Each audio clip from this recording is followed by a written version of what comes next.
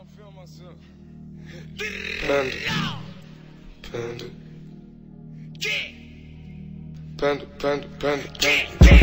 I got broads in Atlanta, just to throw me in the family. Credit cards in the scammers, hitting the licks in the van. Legacies, family, wait and see, look like a panda. Hello YouTube! Welcome back to another video. This is your Empress Ruby, and I just want to welcome the people who are visiting my channel for the first time. Thank you so much for visiting, and if you have never subscribed, please do so. And today, as I promised, there is a guest here. Her name is Pioneer. Okay, I need to let her introduce herself. Introduce yourself. Okay, hi guys. My name is Pioneer Atieno. Yes, I'm from Kenya. Yeah, she's also from Kenya, and she's a Nilot just like me, so she's a Luo.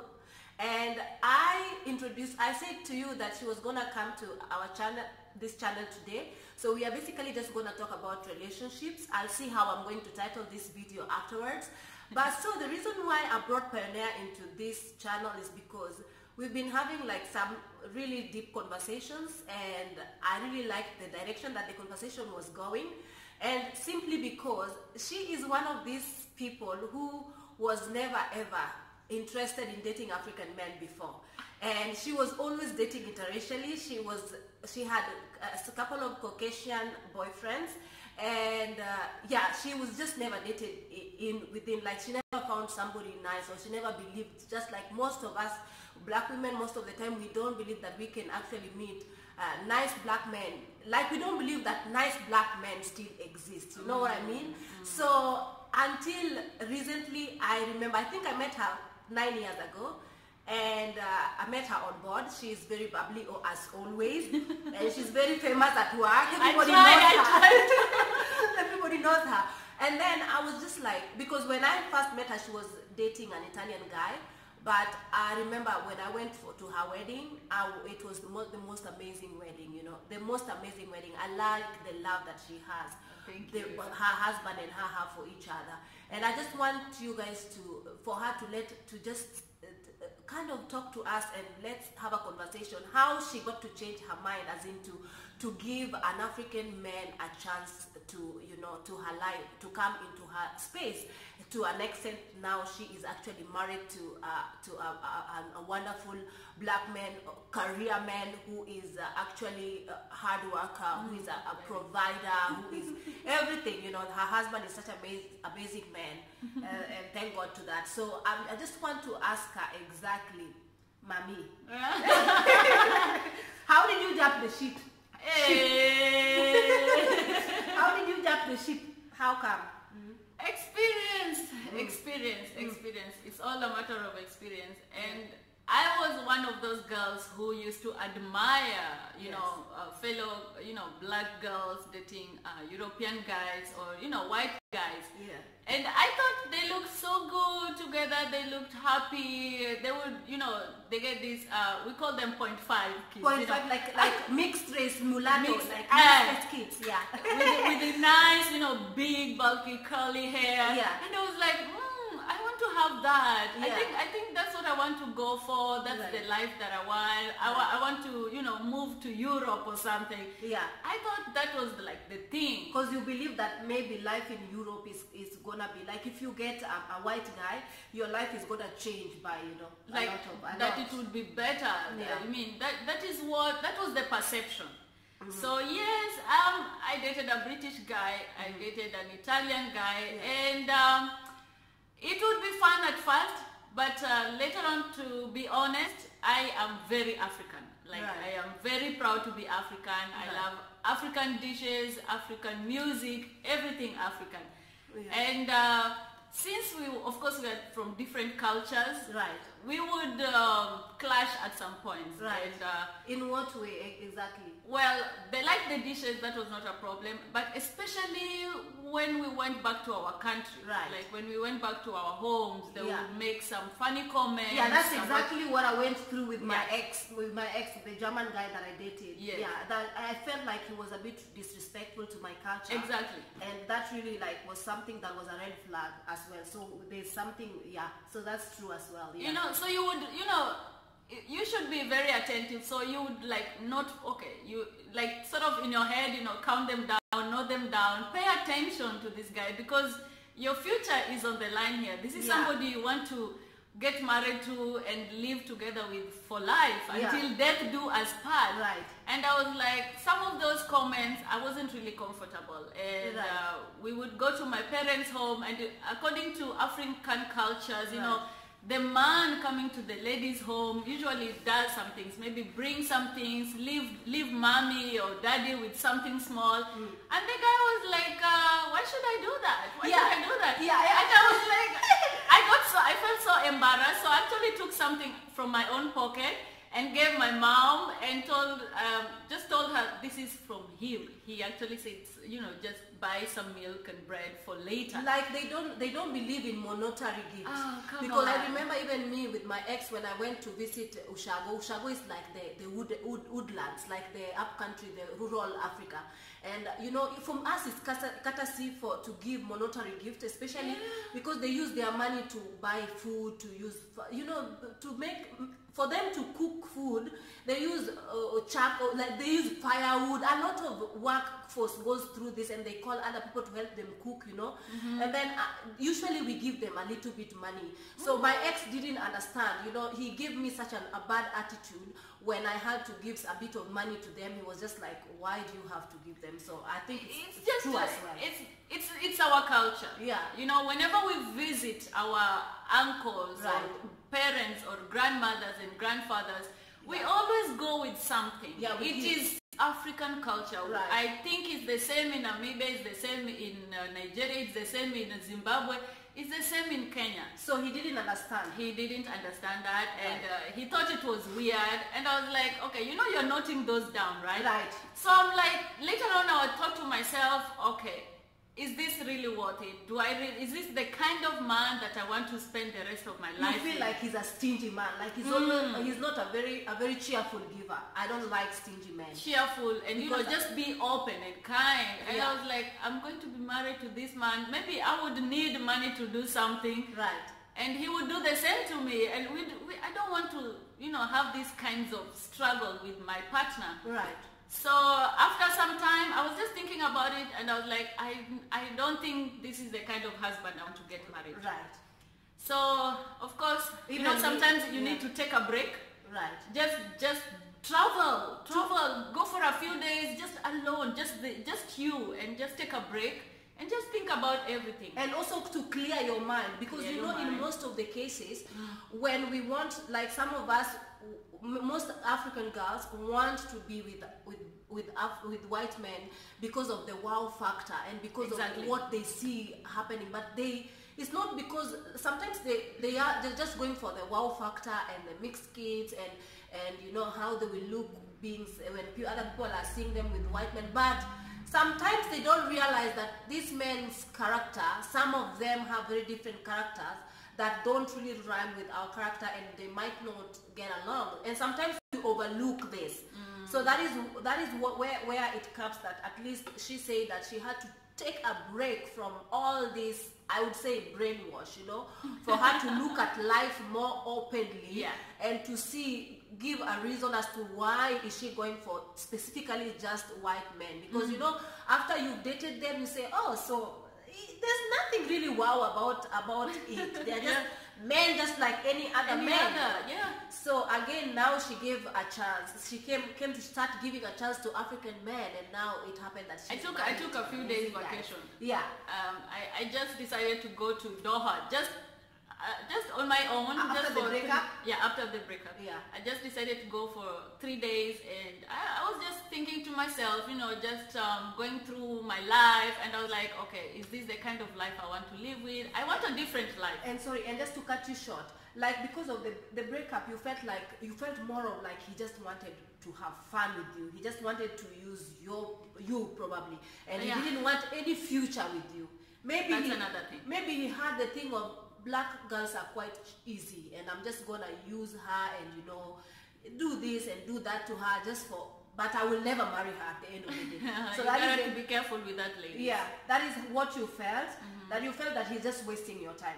That's what it felt. And I was of course, yes, we are not getting any younger. Right. And at that point, I was looking forward to a future with him. I wanted to get married. I was at that point. Yeah. I was at that point where I'm getting older. Yeah.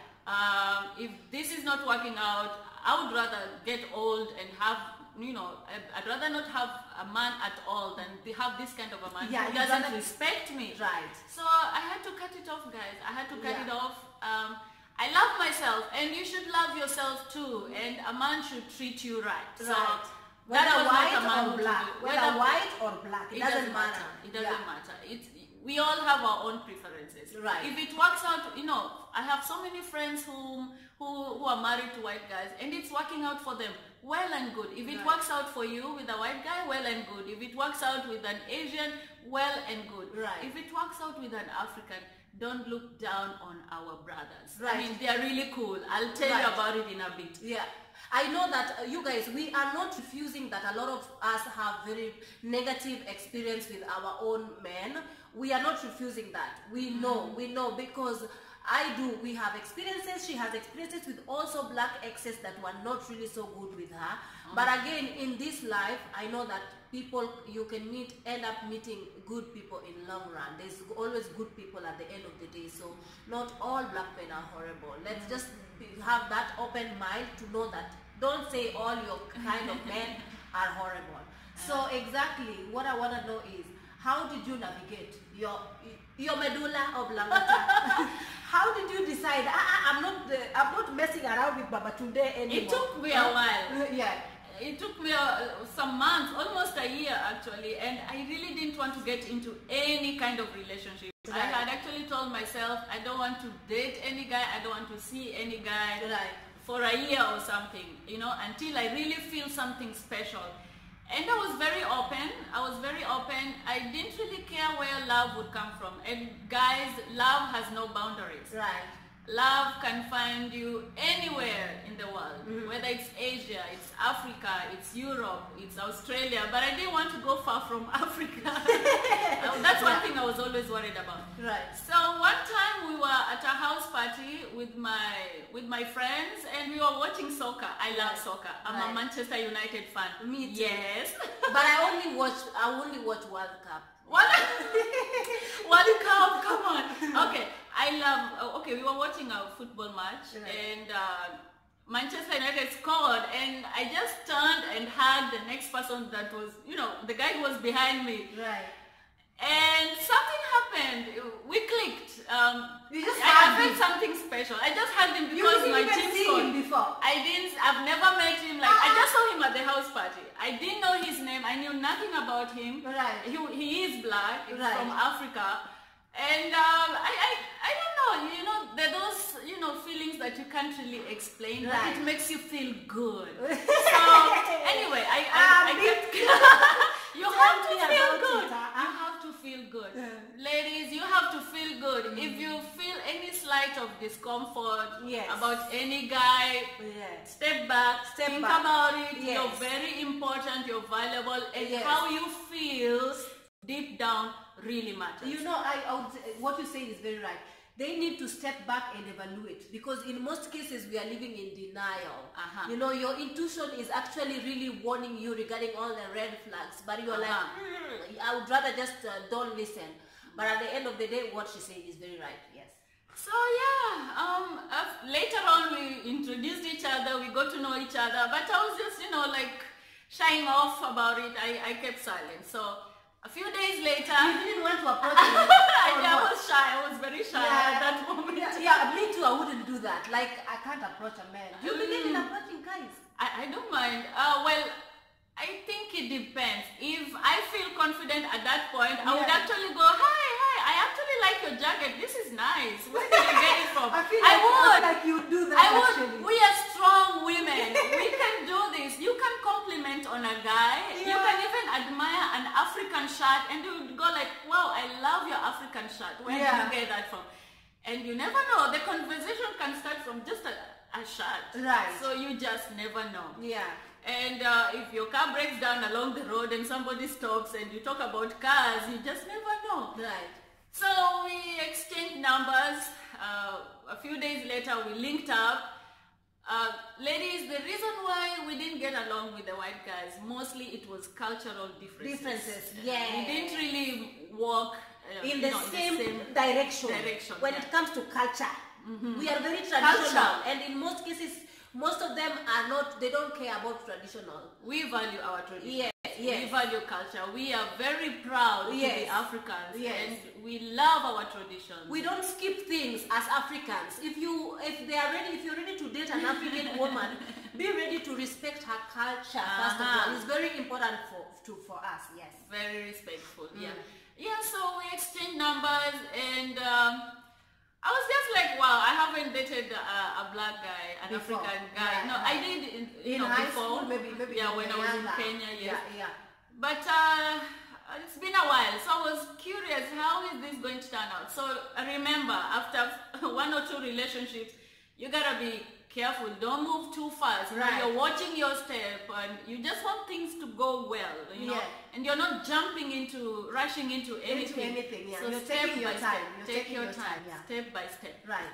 So we dated. We went for some reggae outings because we both love football. We both love reggae. We both love African music, African dishes, and I was like, okay, everything just goes hand in hand. This is good. This is going well. I like this. So after a few months, still recording. Continue.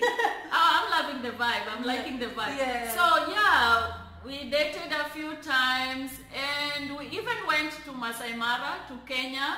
Yeah. And you guys also went to Jamaica. I didn't go with him. That was before. Okay. We've been to a few cities together. Right. And I realized that we were actually clicking. You know, we were blending. And you were so surprised. I was amazed. Right. I had kind of forgotten that about black men. I had kind of forgotten that fun side with African men. And I was like, oh my gosh, why was I wasting so many years? Yeah, exactly. I wish I met this guy earlier. Right. We were having fun. He used to be such amazing. Like, he just understands you in all the levels. He knows me very well. He understands me. He's super patient. And most important, we all, our cultures are very similar. So I don't have to explain so much. Many things to him. And I don't have to struggle about anything. We would go to, let's say one time we went to Africa, and he didn't mind, traveling in those old matatus. We call them matatus. You guys I changed for matatu when I was in Kenya. When I did, you guys followed me around Kenya. So that's what we are talking about. And then, apart from what I want us to talk about is, I know that you guys connected physically, you connected emotionally, you connected in all levels, apart from the spiritual part. So this is what I want you to, because I know that it's really important for you to connect in all levels, with your loved one, somebody whom you are going to have in your life for a long run. The rest of your life. So give us an insight as to how did it, like, in this spiritual part, how did it, it was a bit rocky when it comes to spiritual part. Yeah, well, we were doing well, and I used to have my own weaknesses, I used to drink a lot, which wasn't good. I didn't like the kind of life that I was living in. Yes, we were having fun. Yes, he's cool, he's fun. We are doing the same things, we love the same things, and we are moving fine. But I personally didn't like the kind of life that I was living in. Yes, I go to church after clubbing, and I smell alcohol, and I was like, it reached a point where that was not the kind of life that I wanted to live. And I had always been praying, God help me, I want to change my life. I remember when you know what? I remember when I met you on board, and we were on a 777 flight, and I remember touching a bit about this. I was telling you, I was talking, maybe you might not remember, but we were talking about relationships. And then I was like, those days you were very free and wild, and like all everywhere.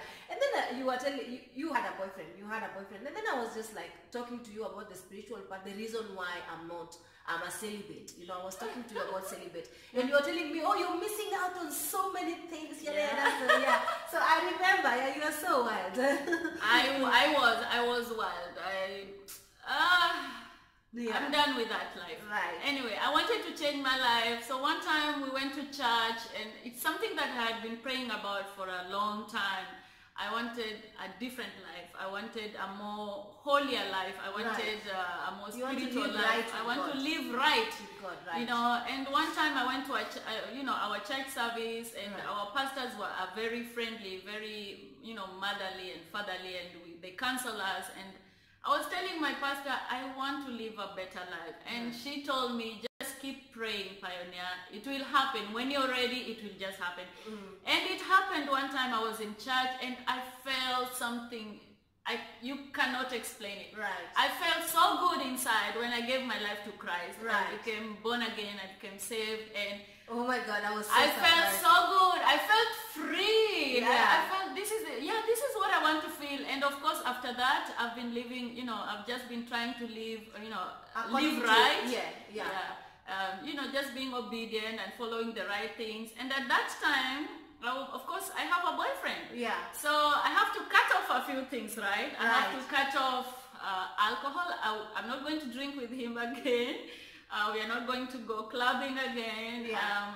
No more fornication. So I want to do things right. So you guys, fornication meaning, you guys, I know you guys, some people might ask, no more hanky-panky. No more. She just said, hanky-panky, cut. And then Closed. she closed her legs. Closed for renovation until marriage, until they pronounce you husband and wife. So Okay. that is my choice. Right. Ladies, you decide What is how right for you you. want to live Yes. your life. Yes, exactly. You're responsible for your life. Right. You're responsible for the choices you make today. You're responsible for the decisions you make. Right. So you decide how you want to live your life. Right, okay. This is how I want to live my life. This is how I wanted to live my life. So Okay. of course, I had to share this with my then Yeah, boyfriend.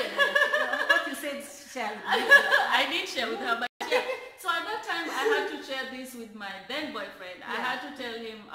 And how did he react? I'll tell you about it. So I told him this is what has happened, and I love my new life. I love how I feel, and I'm not. I know we are both free. We can live our lives the way we want, but I'm not going to join you in this area. I'm not going to join you in clubbing. I'm not going to join you in drinking. So for the sake of peace, I just wanted to cut it off. Cut it, like to break up. And he's free to live his own life. I'm free to live my own life. And maybe in the future, if life brings us back together, you never know. Right. But I wanted to be more active spiritually and be more active in church and charity and voluntary work and just live a different life. Yeah, and you felt like you guys were not going on the same direction because he Not at was that not. point. So that is the reason why you say to him that I don't want you to hinder me. So just let me release you and let's go separate ways for us to. That is very, very very. It's not easy if I know, you like like, the guy, no. but you have to. Right. Your future depends on it. Right. So you have to you make your own decisions. Your future depends on it. So Right. I wanted to release him so he can, live his life the way he wants. I didn't want to, lock him up in my life and tell him, no, don't drink, don't go clubbing, don't do this, don't do this. No. I wanted him to be free with his own life. I wanted to be free with my own life. But guys, little did I know, he was actually going through the same thing. I never shared this with you. Right. So we went our separate ways. One time we were at church service, and a few months later, like 3-4 months later, and at the end of the service, when they call people, if anybody wants to give their life to you Christ. went together with him to church. We went with him to church. But ladies, take him to church. I just, I invite him. We are still friends. Take him to church and see his reaction. Okay? We are not enemies. We are still Right. friends, but we Okay. are, distant friends. Right. And church, of course, I like to So you invite invited people to him as a friend to church. To church, Oh, yes. okay. Now I understand. Okay. Yes. And I was, of course, I'm in praise and worship. I'm in a different department. I'm seated in a different area. Right. At the end of the service, I just see the guy walking to the front, and I'm like, okay, What is why he is doing? why is he walking to the front? What's going on here? Right. My were not boyfriend, but yeah, why all of a sudden, you know? I had no idea what he was going through. You know, men don't like to open up. And, I wish they would open up so we would know what's going through their minds. Right. But he never shared with me that he was actually going through the same thing. Yeah, he was you know, when you realize that I also want to change my life, I shared that about how I was feeling, but he didn't share with me how he was feeling. But over the months that we were, you know, during our breakup, he was actually going through the same thing. He was going through counseling with our pastors. Yeah, he never was shared working this on with him. me. God was working working on him. Yeah. And you know what I had always been praying for? I had always been praying for a man Who loves God. who fears God, number one. Okay. Somebody we can go to church with together. Somebody we can pray with together. Somebody who, you know, supports me in church activities without struggling, without us fighting about it. I don't want to wake up on Sunday, or here we go to church on Fridays, on Friday morning, and I'm leaving you in bed. So I didn't want to have that kind of a relationship. Right. So I had always been praying for a godly man. Right. You know, a man suitable for me, physically, you know, socially, spiritually too. Right. And you thought that it was not easy to find that as well in a Caucasian guy, because most of them are not into religion. I know. Like they are not even religion. They don't have a walk with God. It would be difficult for them to join me to church. I would invite them and they would be like, no, I'm just gonna sleep, have a glass of wine. Like and I'm like, I'm can't going to bother church. with church stuff. Yeah. I'm going to church. Why don't you join me? So I had struggled with that, and I didn't want to go through that again. All right. So little did I know that God was working in this guy, and he gave his life to Christ. He changed. Trust me, it was the best news. Oh my God. I had been waiting for this for like forever. Right. And I was like, Lord, thank you for answering my prayers. I've been waiting for this. And then how did you guys get back together? Okay, we didn't rush, but we thank God. We went to our pastors. We followed every traditional step, the African way. Right. We went to our pastors, yes. A few weeks later, we went to our pastors. Then, of course, we went to our parents. You always have to go through the parents. So you guys started dating the right way. They started going through. We restarted again. Yeah, they started going through it the Christian way, obviously. The Christian way and the African way. Right. So first, before any engagement, before any marriage, before any plans, you first of all go to your parents. Let him ask for your hand in marriage from your father. Yeah, that is a tradition. Traditionally, that you have to follow. If your parents are still alive, you have to do that. That is an African tradition. Yeah, parents or guardians, uncles, aunties. Right. So we went to Kenya for introduction. We went to Namibia for introduction. And then he had to come back to Kenya for dowry. Namibia. Right. Namibia is beautiful. Yeah. So he brought live cows to my home, FilmoraGo, deep in the village, you know. The village. That's the tradition. Yeah. Before you get married, in my culture, the man has to bring live cows walking into our home. Bride price. Dowry. Yeah. So he did all that. It's a very good process, very respectful. So we did all that. We received our parents' blessings and also, by the way, I forgot to ask you. All through all this, like when they restarted dating, remember that the hanky panky was nowhere. Nothing. It was nowhere until the wedding night. Right? I made a promise with God. You and always he have to be careful. That.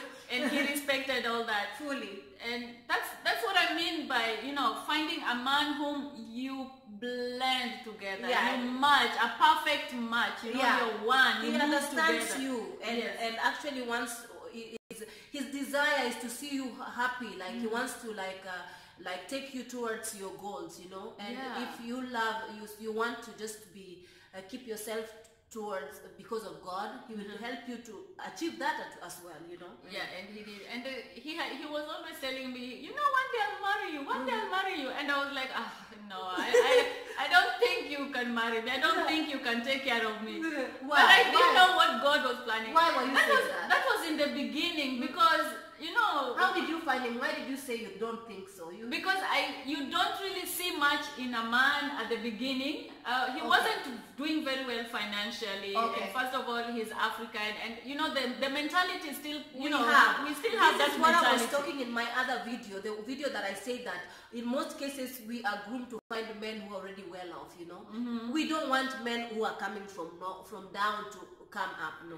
It's So not even about her, the she riches. had that mentality as well. So she was like looking down on her now husband. Which I deeply regret. Right. But at some point, we actually helped each other get to where we are now. Right. He helped me with business. He taught me how to do business, how to invest. And man, if I tell you what I'm going through now, I'm really doing well. Exactly. We thank God for Thank that. God for that. And I also, you know, nurtured him, and I also encouraged him, you know, to go for higher levels. And Right. he's doing very well now. He started off at this point, and now the guy is a big manager in one of the biggest hotels in UAE. And I'm like, you have to believe in your man. Abi? You have to believe in your man. Don't look at riches. Right. I never really paid attention to money. I always believed, me as a woman, I should work hard and have something of my own. Yeah, but I don't depend and rely on a man. Yeah, but obviously when she said that at first he saw that he wasn't really doing well financially, he thought that he wasn't, like, he was a bit of a mediocre. He was not like stepping up his game. That is what she, and then after some time, they groomed each other to step up. We work together, we build each other up. Right. And wow, he's doing very well now, and he has taught me a lot of things. I've learned a lot of things from him. And yes, one year, how many months? 2 months married. But and you we guys are have happy. been together for like almost 7 years. Yes. yeah. 7 years. So you guys, you heard it from Sister Pioneer, and if you like this video, kindly give it a thumbs up, and please comment below and give me your suggestions to whichever video you want to see from this channel. And I thank you so much for tuning in, and I'll see you in my next video. Have a lovely day. Ciao.